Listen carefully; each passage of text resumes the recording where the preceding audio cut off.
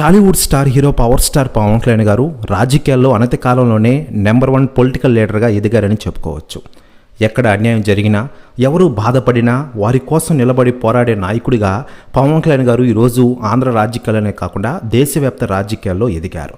ముఖ్యంగా 2019 ఎన్నికల్లో కేవలం ఒక్క సీటుతో సరిపెట్టకుండా దాన్ని ఓటమిగా భావించకుండా పార్టీ బలోపేతానికి కృషి చేశారు. రైతు భరోసా యాత్ర, ప్రభుత్వ వైఫల్యాలపై నిరంతరం పోరాటం, ప్రజా ఉద్యమాలు ఇవన్నీ ఆయన అంకిత భావానికి నిరసనగా చెప్పుకోవచ్చు.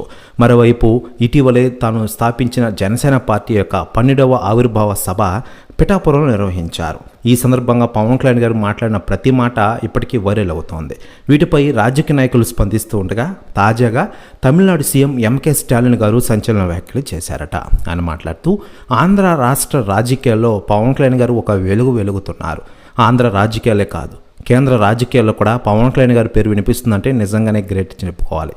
అనంత కాలంలోనే పవన్ కళ్యాణ్ గారు ఇలా ఒక రాష్ట్రానికి ఉప మంత్రిగా రాణించడం నిజంగానే గ్రేట్. పవన్ కళ్యాణ్ గారి పిఠాపురం సభ చాలా బాగా జరిగింది, ఆ సౌండ్స్ తమిళనాడు కూడా వినిపించాయి అంటూ సంచలన వ్యాఖ్యలు చేశారట ఎంకే స్టాలిన్ గారు. ప్రశ్న వ్యాఖ్యలు వైరల్ అవుతున్నాయి ఆంధ్రప్రదేశ్ రాష్ట్ర రాజకీయాల్లో. మరోవైపు పవన్ కళ్యాణ్ గారు ప్రస్తుతం ఆంధ్రప్రదేశ్ ఉప ముఖ్యమంత్రి హోదాలో ప్రజలకు సేవలు అందిస్తున్న విషయం మనకందరికీ తెలిసింది.